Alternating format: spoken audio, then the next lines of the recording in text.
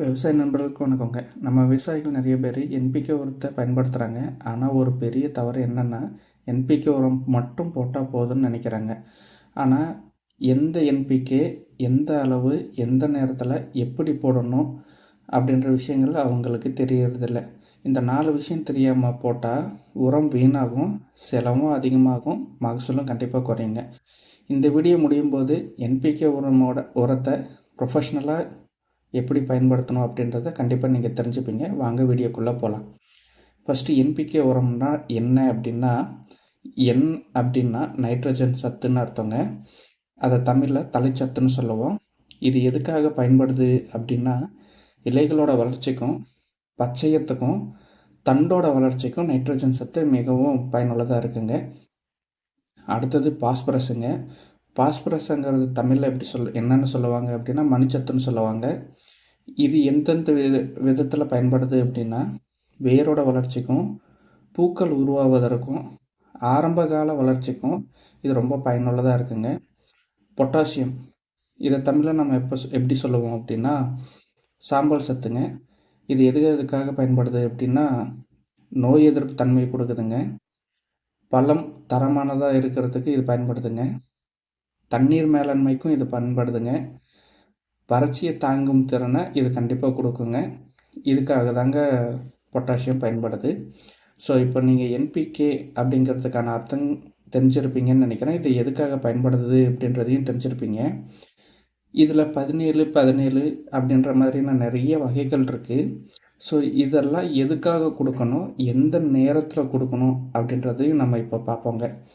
So 17 இப்போ இந்த 3 17 இருக்குது இல்லைங்களா, அப்படியே மேலே என்பிகே அப்படின்னு போட்டுக்கிட்டிங்க அப்படின்னா, முதல்ல இருக்கிற நம்பர் என்ன குறிக்கும், அதாவது நைட்ரஜன். ரெண்டாவதாக இருக்கிற நம்பர் பிஏ குறிக்கும், அது பாஸ்பரஸ். மூணாவதாக இருக்கிற நம்பர் பொட்டாசியத்தை குறிக்கும். பொட்டாசியத்தோட கெமிக்கல் ஃபார்மோட லெட்டர் வந்து கே. ஸோ தலைச்சத்து, மணிச்சத்து, சாம்பல் சத்து அப்படின்றது தாங்க இதுக்கு மீனிங்கு. ஸோ 17 இது எல்லா சத்தும் சம அளவில் இருக்குங்கிறது அர்த்தங்க.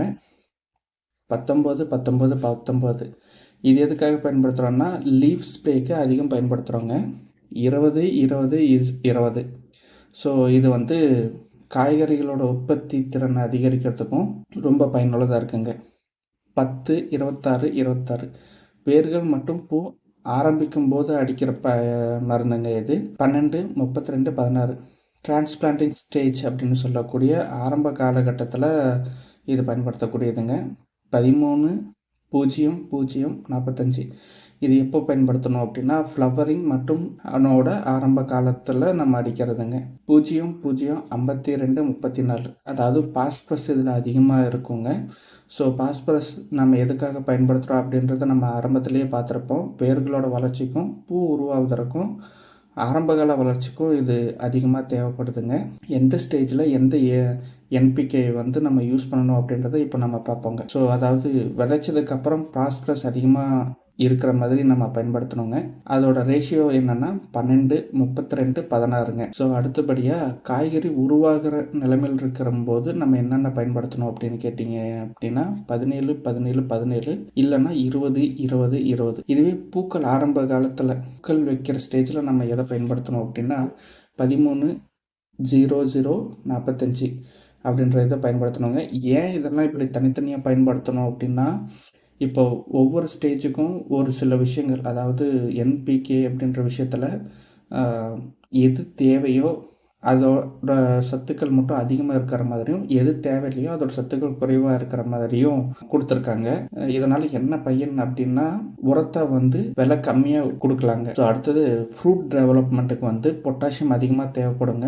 ஸோ அதனால் 13 00 45 இல்லைன்னா 00 00 50 ஏன்னா இதில் தாங்க பொட்டாசியம் அதிகமாக இருக்கும். ரெண்டாவதாக சொன்னது வெறும் பொட்டாசியம் மட்டும்தான். ஆனால் இது கொஞ்சம் விலை கூடுதலாக வருங்க. இதை எப்படி போடணும், அதாவது எப்படி யூஸ் பண்ணணும் அப்படின்னா, மண்ணில் போடலாங்க, ட்ரிப் மூலமாகவும் போடலாங்க, ஃபாயிலர் ஸ்ப்ரேவாகவும் கொடுக்கலாங்க. உரம் போட்ட உடனே லேசாக தண்ணி விடணுங்க. வேர் மீது நேரடியாக போடக்கூடாதுங்க. செடியிலேருந்து சிறிது தள்ளி தாங்க போடணும். ஸோ இந்த மாதிரி தாங்க நம்ம பயன்படுத்தணும். இதை எப்படி பயன்படுத்தக்கூடாது அப்படின்னா, அதிக அளவு போடக்கூடாதுங்க.